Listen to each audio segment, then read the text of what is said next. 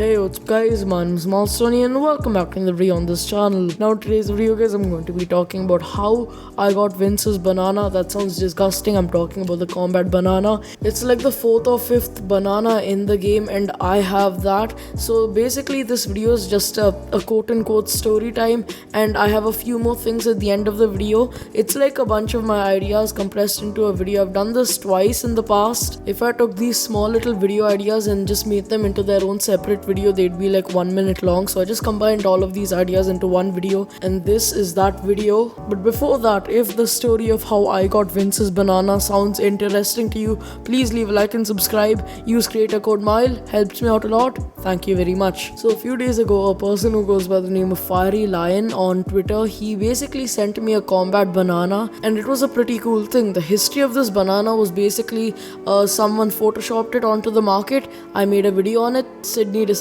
to add it in the game. Then Vince posted it on his Twitter that it's going to be in the game, and then that's how everyone got confirmation. Then the next day it got added into the game, which was pretty freaking pog, and that led to the spawn of this monstrosity. It's basically the whole banana outfit together. So now back to the story. I was checking the devs' inventories for random reason, like just to see whatever they have, and then I realized that Vince's inventory was stacked. None of it looked good to me. All of that was filth. The only thing that interested me in Vince's inventory was the combat banana. So I sent over a trade to trade my combat banana for his, and basically I sent him a message on Discord to just look at the trade, and after a bit of back and forth, he finally cracked and he gave the banana to me. Mind you, this banana is the most precious one in the game. Again, it's probably the 3rd or 4th in the game. This was the same banana that was used to do the first combat banana nuke, so this is really freaking valuable, and Vince himself told me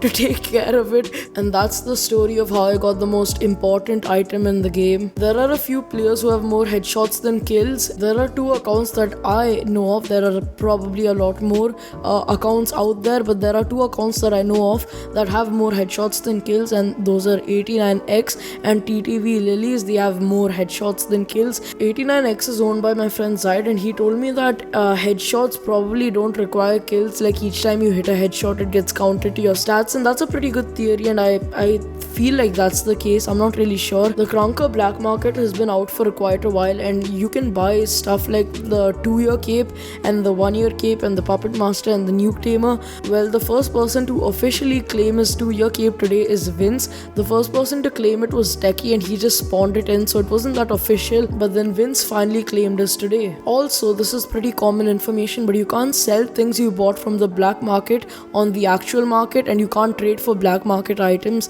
A person who goes by the name of Alt plus F4 is equal to aimbot has 2 1-year capes. The weirdest thing about this is that his account isn't even a year old, yet he has 2 1-year capes. He thinks that the reason he still has the capes is because he reported the issue to the devs and they let him keep it, and they probably also verified him, and he feels like that's the reason they verified him, and that's probably the reason they also let him keep the 2 1-year capes. Vince's alt Eat My Apples is in a clan which doesn't really exist. When you click on the clan, it basically redirects you to nothing, therefore suggesting that it doesn't exist at all, but you can see it on his account, and the reason for that is because the clan basically got glitched while they were testing the clans, and when you click on the clan, this is what it redirects you to. It says null over there, and it's just like the clan doesn't exist. They never bothered to fix it because it wasn't really that important, but now it's just a piece in history. It's a glitched clan, and you can click on it. I'll leave it in the description. It's a pretty cool thing that not a lot of people know about. The last thing that I wanted to talk about is dev/test accounts, and these are run by the developers to test random features in Krunker. So there are 2 accounts named Safari User 1 and Safari User 2.